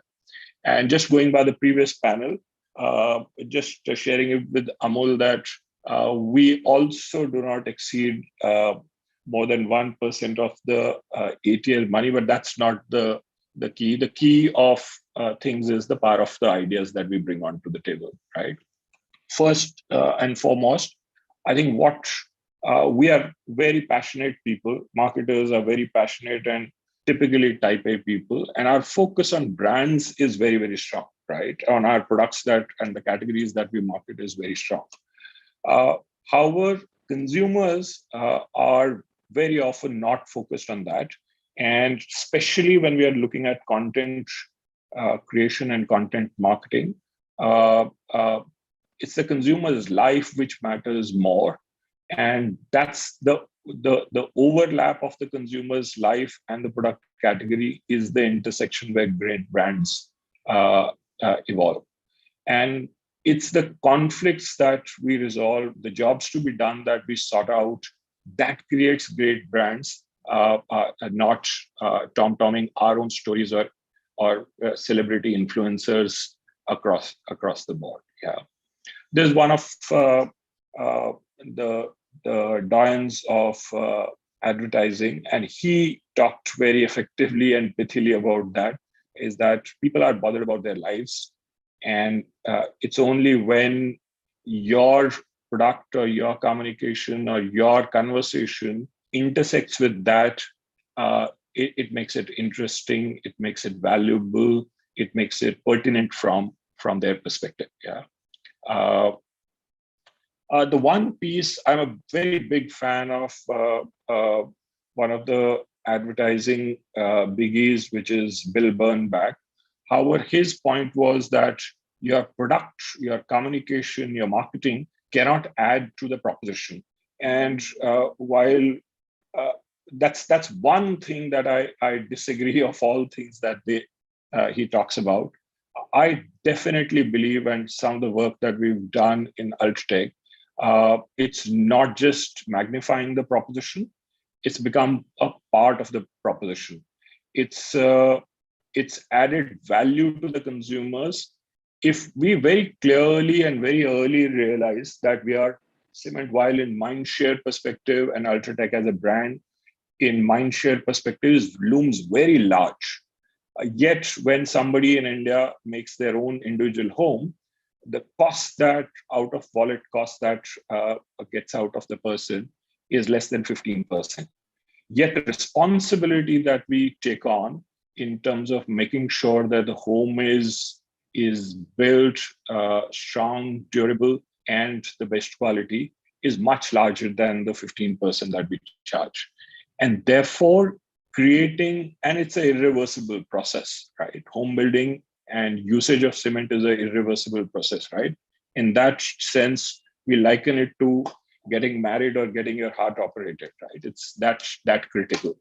And therefore, the content marketing that we've done adds to making sure that in that irreversible journey, we don't go, our consumers don't go RE, irrespective of whether they're using cement or not. And thereby we create humongous value and extend our brand even further, right? Great brands solve great conflicts. And whatever, I'd use this word interchangeably, if great brands solve great conflicts, then great content should also sort stuff which is taking a really big bite at the consumer problem, the jobs to be done. And from Ultratech point of view, home for most people, not just financially everybody knows it, but emotionally also in terms of demonstrating their competence, it's one of the biggest project of the home builder's life. And solving a conflict within that, it's the great ask that brand Ultratech does in their consumer building journey. Yeah. So I've listed down, I think it's a short session, so I've listed down very, very pithily a few things from a guideline perspective, which we try and follow 90% of the time. First, I think our give is that we want to broaden the vision that you're looking at from a communication perspective. Your content is not just on the internet. Your content is also the cement bag that you're giving. Your content is the pack size that you're giving, the dosage that you're giving. And it's also beyond the category that you're looking. If the job to be done by the consumer is a large one and you play while a critical portion, the entire job to be done by the consumer is what should be bothering you or is where you want to help the consumer.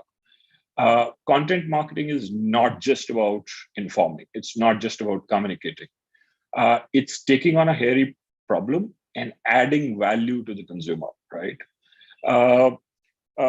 As kids, we've heard this folk tale lots of times that a young boy got a vessel on which food never got over, right? Insight is one such vessel, right? It's a gift that keeps on giving, and irrespective of the money, irrespective of the budget, and insight, not just from a category perspective, the human insight, that is where the category interacts with the lives of your customers. That's huge, and that's the one that is a gift that keeps on giving. And effectively using that in the content creation is far more critical.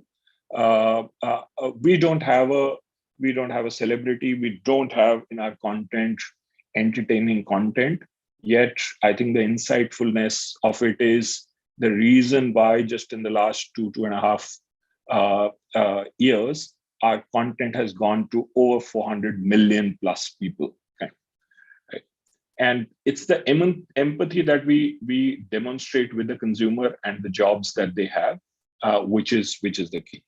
Second, I think content creation, along with advertising, along with the stances that we champion, is something that gives people the reframing the category opportunity, right? We've reframed the category as usage of cement to demonstrating their competence. It's the biggest project of their life. And that's how the content helps magnify the value of the brand and magnify what you bring onto the table for the consumer.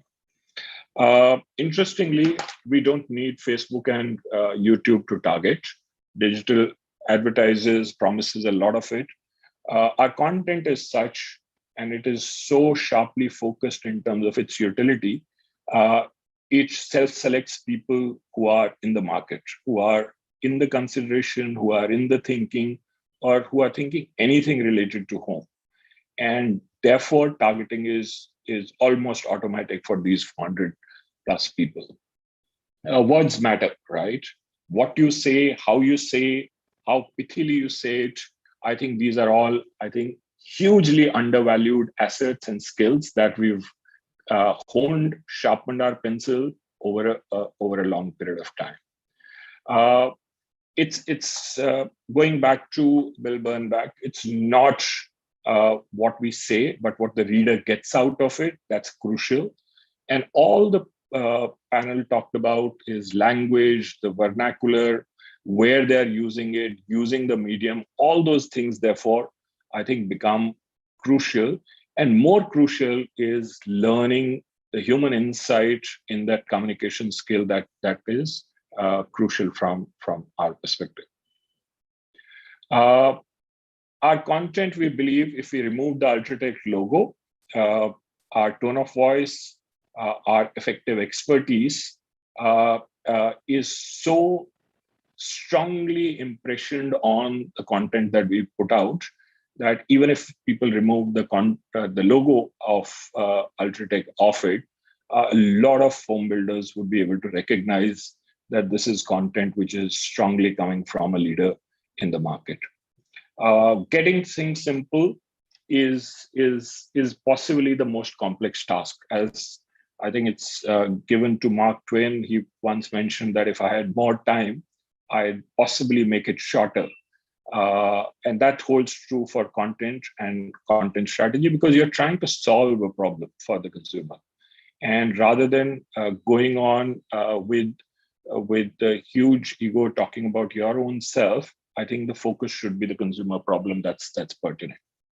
And that clear thinking should be made visible, not only through your communication, not only through your content strategy, but all the outreach that you're doing as a brand. And it's the show that matters, not so much how much you talk with respect to the consumer.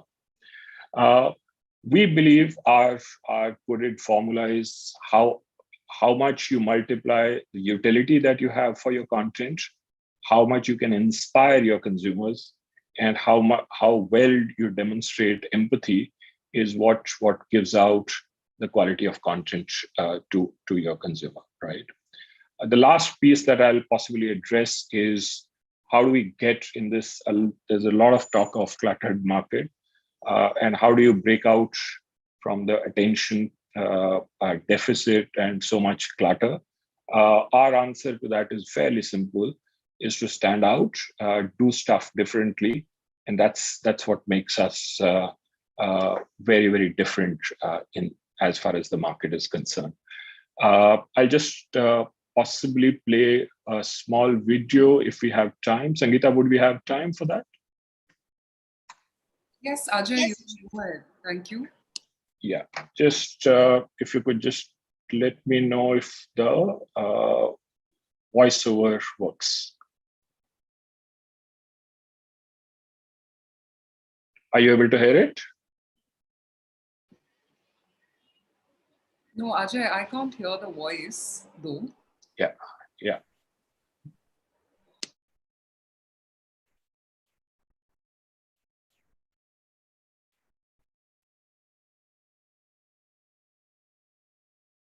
Give me a second. I'll possibly attempt it one more.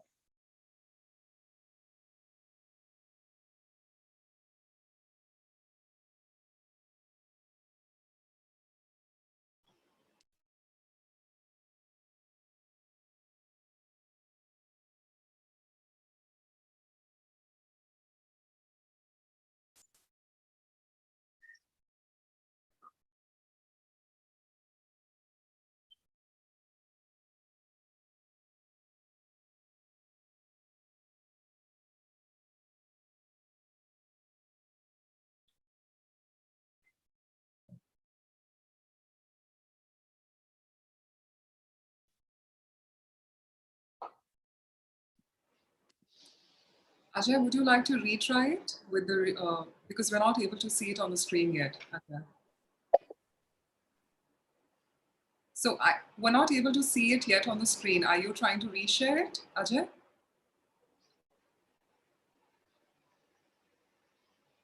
I think there's an audio issue. Sanyogita, are you able to hear me? Yeah, Bhavna. Okay, perfect. Ajay, can you hear us? Yeah, I can hear you.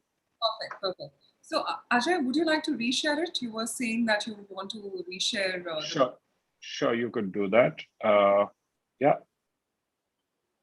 Okay, so in case if you're not able to reshare, Ajay, is there anything on the closing note you'd like to tell the audience? No, I think we've had a wonderful journey in terms of we've kind of chosen our paths and been slightly different, and content marketing and cement being mentioned in the same breath is something possibly a couple of years back people wouldn't have thought. I think we're doing very well from that perspective, and in one sense redefining the path to purchase within our category. And more importantly, we are helping home builders build homes which are stronger, more durable, with less wastage of money, time, effort. And I think that's the biggest reward that we are getting. Right. So on that note, Ajay, your presentation said it all, and definitely your experiential sharing, I'm sure, will go miles on everyone who's watching us live today. A lot of experiential sharing right there. Thank you so much, Ajay, on that. Great. Thanks so much. Thank you. So ladies and gentlemen, what an incredible talk that was from Ajay Dang. It is now time to have a look at our partner AV. Could we have the partner AV now being played? It's time to play the big picture. यहाँ 11 तस्वीरों से जुड़े सवाल पूछे जाएंगे और 12वीं तस्वीर होगी द बिग पिक्चर, जो 5 करोड़ रुपए के लिए दिखाई जाएगी। पर एक गलत जवाब और प्राइज मनी हो जाएगी 0। तस्वीर से तकदीर तक का सफर, let's play. Byju's present the big picture, एक अनोखा क्विज शो 16 अक्टूबर से शनिवार रविवार रात 8 बजे से सिर्फ कलर्स और वूट पर।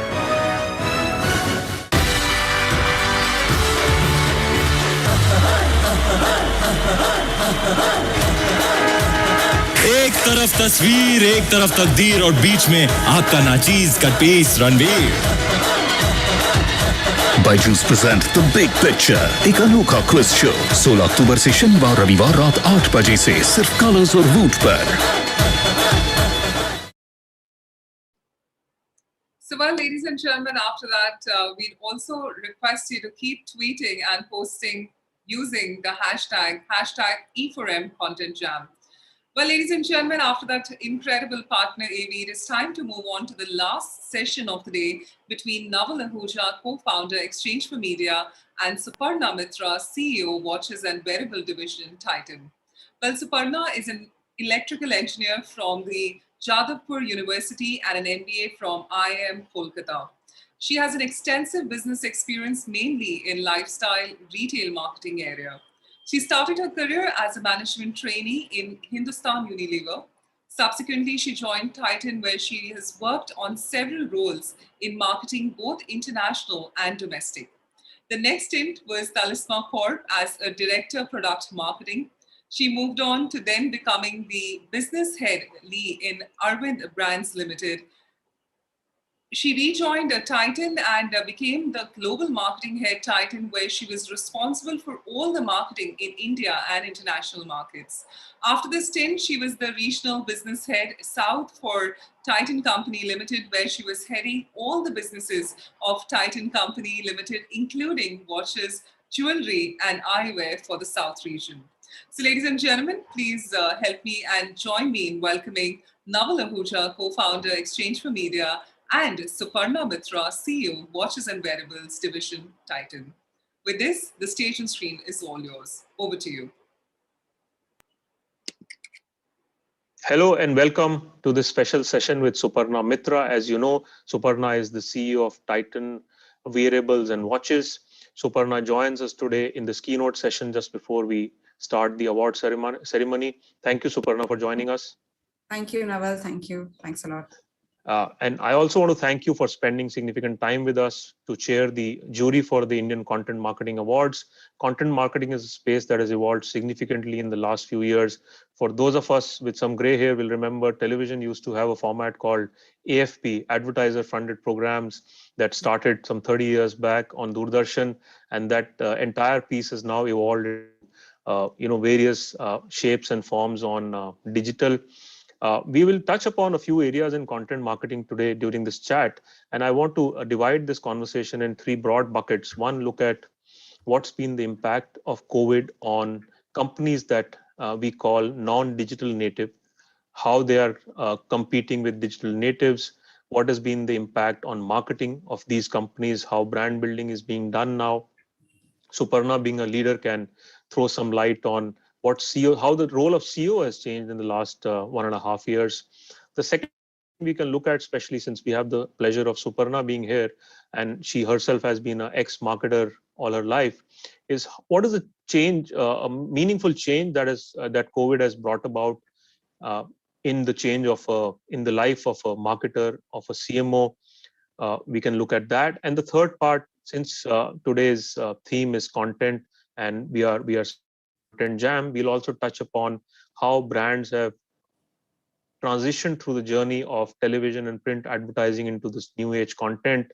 From 30, 60 second television commercial eras, we have now come to 3-second eras, and what are the implications for brands on that. So thank you again for joining us. Let me get off ground straight away, Suparna, and ask you, how have the last 18 months been for Titan? How has the role for a CEO like yours seen change?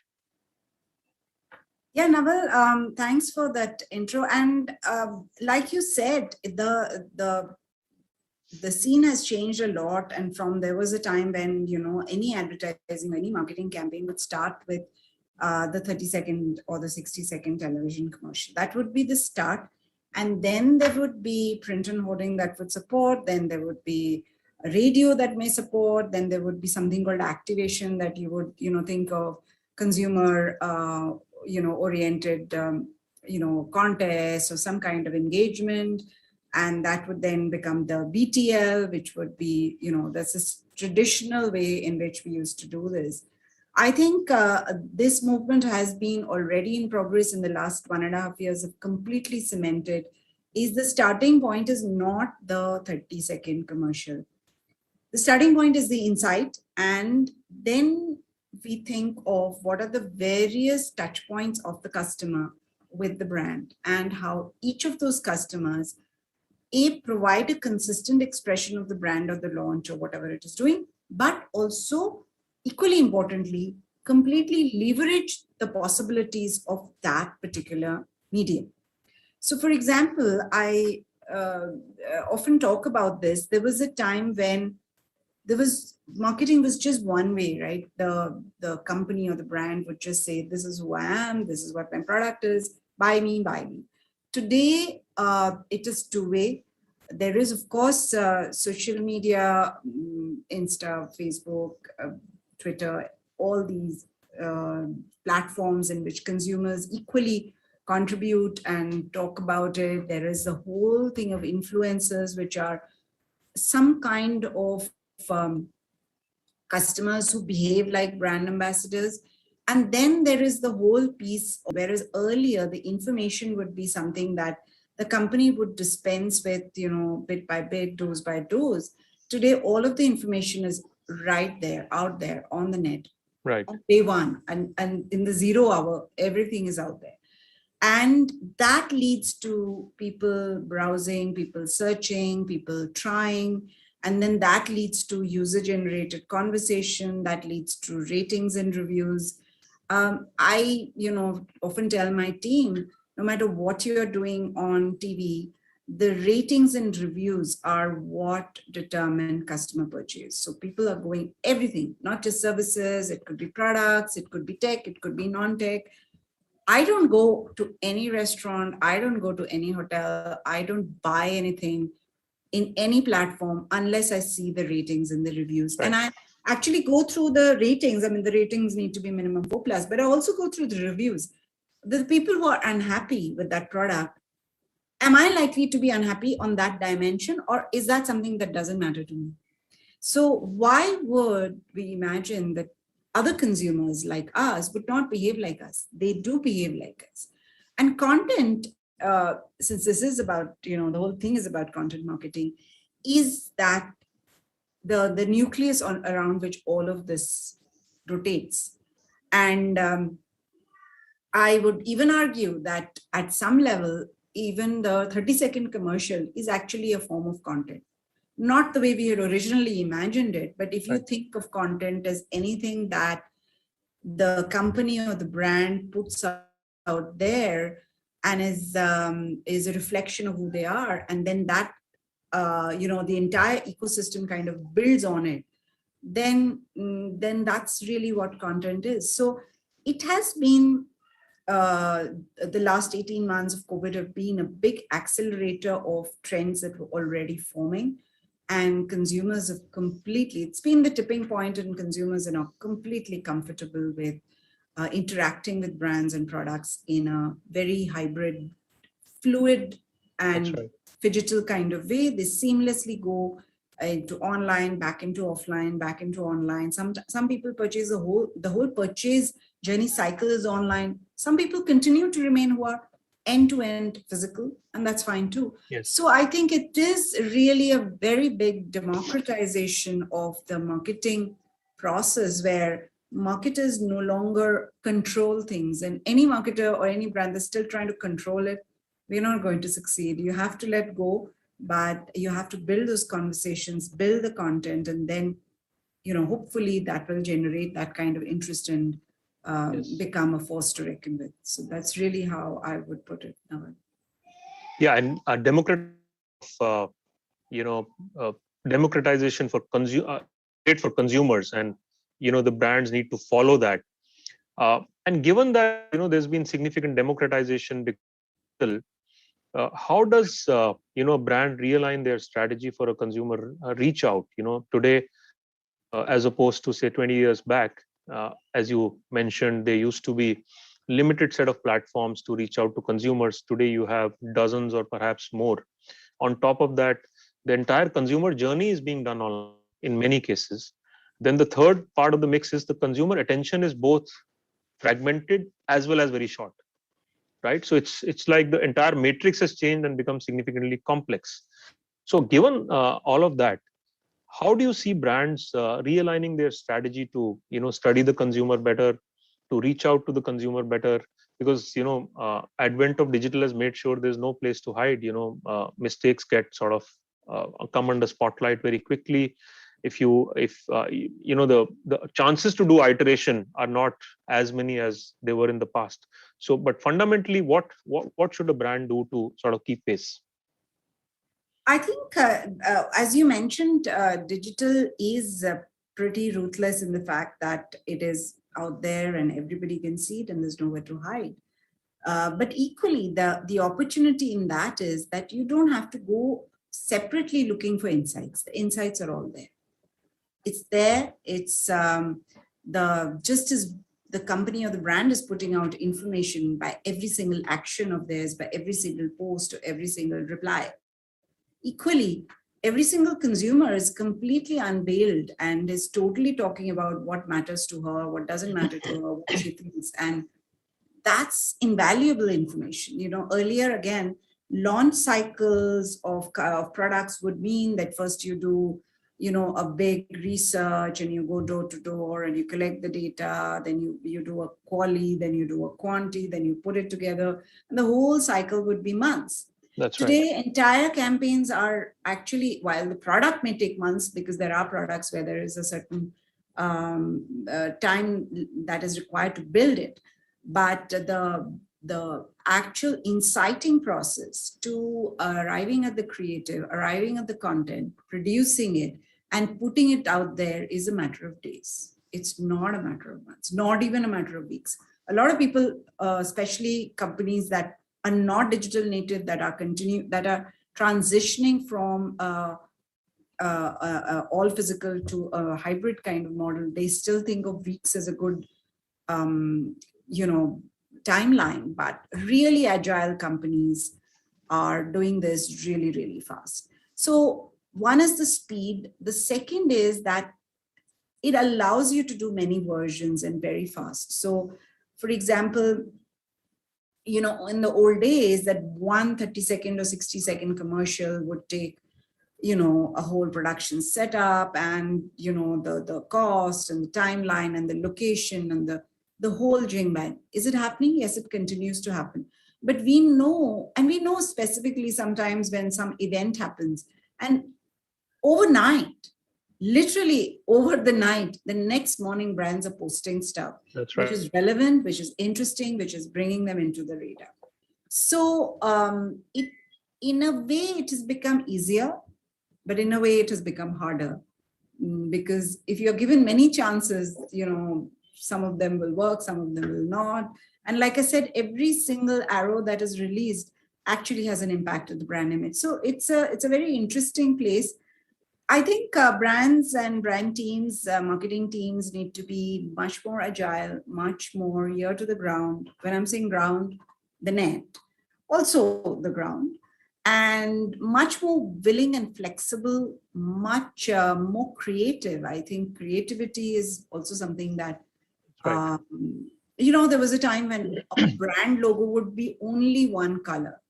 And that's it. And that they would stay with that color for 100 years. But now, we know brands, because it is digital, you can literally have a rainbow of colors over a week or 10 days and celebrate different aspects of the brand.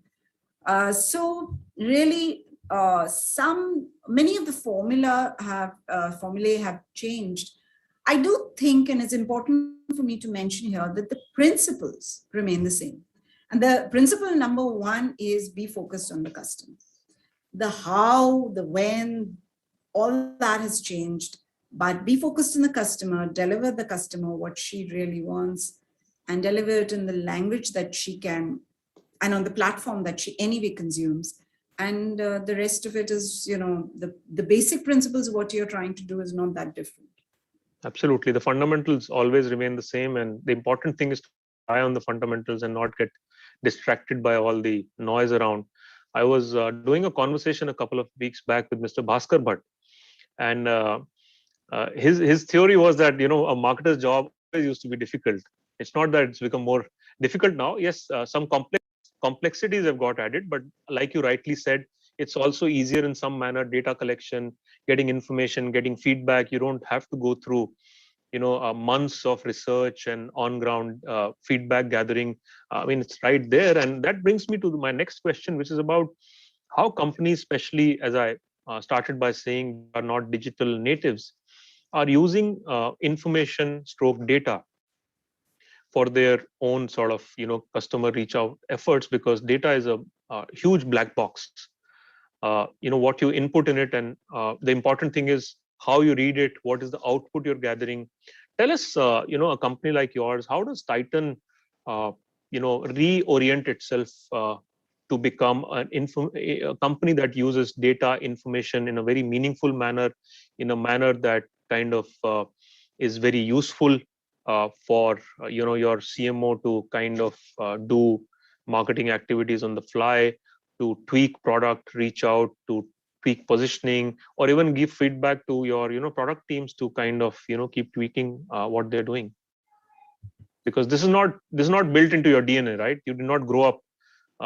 Data and analytics is not hardwired into many companies. Yeah, having said that, it's been a few years, and I think one of the things about data is that, yeah, there are all these things of data as a new oil, and people just do things just to capture data. It is a bit of data everywhere. Where is the insight? The data by itself is meaningless. Right. So the drowning in data syndrome, one has to kind of pull one's head out of that data and not allow oneself to be drowned, and come out and say, how is this data important? How is it useful? What are the insights that are coming from it? So we use data in a multiple ways. We of course have a lot of store data. We have in Titan company, we have more than 1,900 stores, close to 2,000 stores. In our division, in watches and wearables division, we are close to 750 stores. So there's a lot of data on what people buy, when they buy, lot of consumer behavior, customer behavior is actually apparent there. The other source of data is that within the store data, we have our loyalty program, Call and Circle, which is a CRM program, customer relationship program. And we have a lot of information as well as insight about the customers. Now, one very interesting thing is that it's not just the data alone. The data has a human face. So the way we, for example, reach out, and I'll take a simple example, something that we do quite a lot, is quite, it's quite pervasive in the company, is birthday celebrations for our customers. So how does data help? Data will throw you the birthday celebration. Then there is a process. And also that process is undergone a change due to COVID. So but who reaches out to the customer? There is something on the mobile, but our store staff, the one that knows that customer, what she buys, what class her daughter is in, when her anniversary is, how well, how much she liked the last drug or what she wore and bought. So it's a very personal call. So the data is fed to a human face, a human body, not just a human person. And that person then reaches out and says, Veena ma'am, tomorrow is your birthday. We would like you to come to our store. We have a small celebration. Please bring your family along. And people do. It's not just an impersonal machine generated.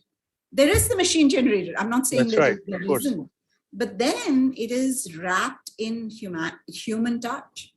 And that is the kind of data that really works for us. So we get data from the apps we have, we get data from the customer database, we get data from many, many sources of data. So one is, like I said, wrap it in the human interface. And I think the other is to join the dots, to uncover the important patterns instead of getting lost in that data. So if I'm just giving another example, we realized that for example, both last year as well as this year, post the COVID waves, the recovery was better in the or the growth was better in the smaller towns. Now, that itself is meaningful, but if you start going into what were people buying, when they were buying it, was it for gifting, was it for sale, is the smaller town in a north region behaving exactly the same way in south or east or west? Are there cohorts of consumers? So I think the analysis and the inciting of data is what makes it meaningful. So if you ask, the question that you ended was that we don't have a history of analytics. It's yes and no. We have an analytical mindset. We always have. That's right. So yes, the kind of advanced AI ML that is there right now was not there 10 years back, was not even there 5 years back. But as a team, as an organization, if you're more analytical minded and use data for driving your decisions, and it's not just data, you also intersperse, like I said, the human inciting process. And then you can come up with a very robust process and very good results that could come out of that. Yeah, absolutely. And, analytics data information has been used in many forms in the past as well.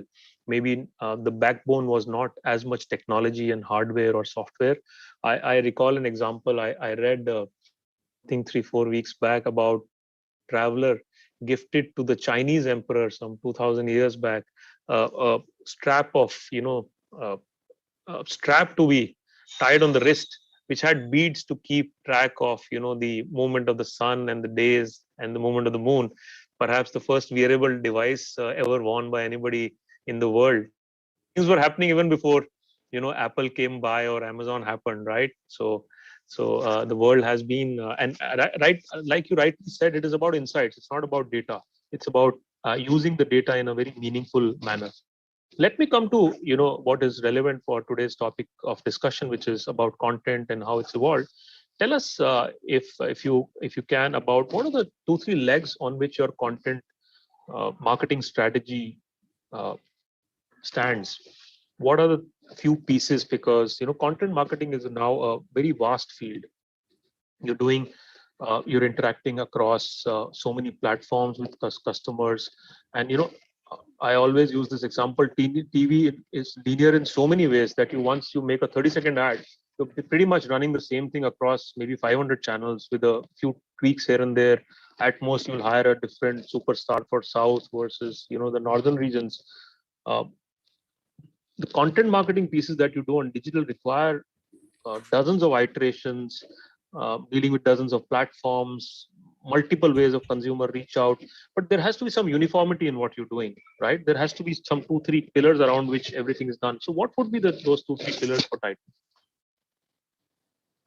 I think the first one I would say is a lot of our marketing is, I would say, category and product led, and a lot of, I would say, the other big mover of that is consumer insights. So consumer engagement, consumer insights. So a lot of the content that our marketing teams generate are on based on these two legs.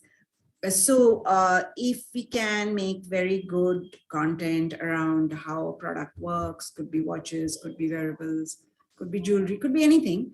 And really, what are the advantages? How does it work? The videos, the tutorials, the deeper in understanding, or even the appreciation, like almost like how a connoisseur would go about appreciating different features of assets of product.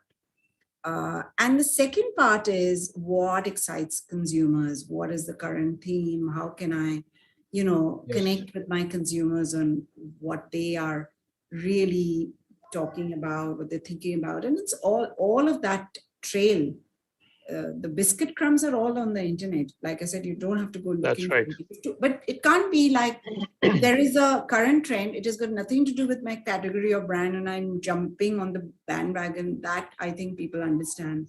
They look through it. So it has to be something that is genuinely connected with the category and the brand, and then kind of organize and develop content around that and really take that forward.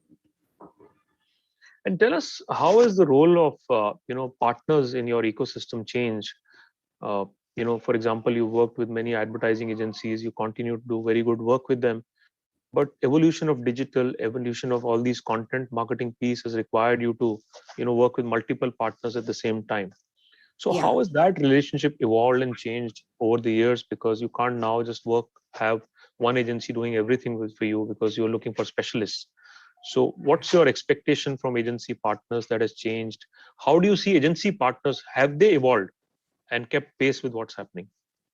So agency partners have to evolve. They have evolved. Of course, we have separate advertising agencies and digital agencies, and we also lean on a lot of other digital content, influencers. Many other pieces come together when any campaign is put together. So it really works like that. I think everybody has adapted, no doubt. Everybody is adapted. Everybody is much more agile. I think it goes back to what I said right in the beginning, that each one of us is a consumer. If you are spending all your time in Instagram Reels, why would you think the consumer is not there? That's right. And that's where the ideas come from too. That is where the ideas are come from. Absolutely. Let me ask you. I'm told we have limited time. Let me ask you, Suparna. Last 18 months have seen significant disruption in our lives, for businesses, for consumers as well. And you've seen the journey from heading categories, being a CMO, to becoming a CMO, a CEO, and you were a CEO even before COVID happened. How is the role of a CEO changed in the last 18 months? What are the things that you're doing that pre-COVID would not take your bandwidth and time?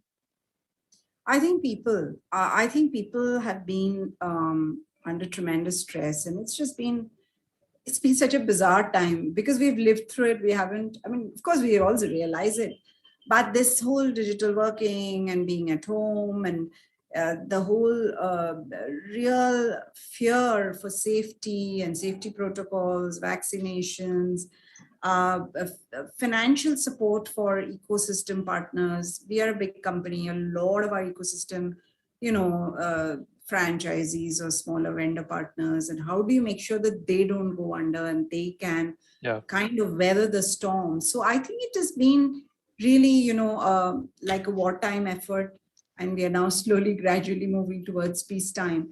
But wartime efforts require a very unusual holding together of people so that they don't kind of fall apart or get to that stress. That's right. I have spent enormous amount of time both digitally communicating as well as traveling a lot. I've traveled a lot, both after the first wave as well as after the second wave, just meeting people. And we have factories everywhere. People in the factory are coming every day to work. So it means a lot to them that I will show up and kind of stand there and say that, Very important. Yes. Yeah. Last question before. Tricky one. Social media has come to rule our lives in many ways, and brands also end up bearing the brunt. What advice do you have for young marketers, for CMOs who work very hard to conceptualize a new campaign and suddenly see it being ripped apart on social media the next day, either being the campaign being disliked or being sort of not liked for others, and that allows social media narrative to sort of drive your brand strategy? What does a marketer do in such a case? I think one has to have a lot of resilience, and it needs a certain coolness. You can't just get totally, taken. It is tough. It can be tough if you're on the firing line. It is. It's something that is hard to predict. So it's a. I would say patience, resilience, and kind of. If it's something that you are totally convinced about, then you should hold on. So there are many things, but it's not easy. I don't think I have any magic advice to give to anybody. I think each person who has faced social media scrutiny have their own ways of dealing with it. But I do want to leave this thought, which is a very common thing that people talk about, and a lot of it was also talked about for COVID, which are those words, "This too shall pass." So don't worry. Today you are at the eye of the storm. The storm will pass.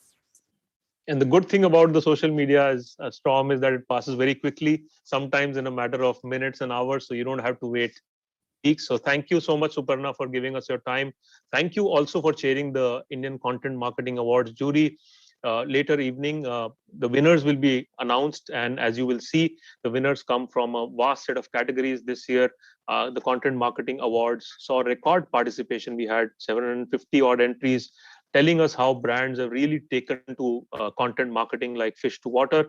With that, thank you, Suparna, for joining us. And back to you. Thank you.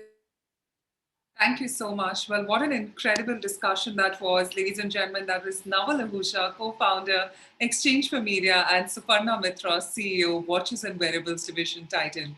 Well, we couldn't have expected a better closing to our wonderful, eventful day. And on behalf of Exchange for Media, we'd like to thank our Content Jam partners, speakers, and our audience who've contributed to make this event a great success.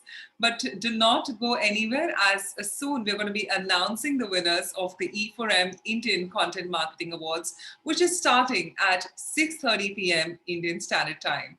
So if you're excited as I am to know the winners and cheer the winners, let's all join back at 6:30 IST for a fabulous awards evening. Well, this is me, Bhavna Bhatia, and let's have a great day ahead and announcing the winners at 6:30 p.m.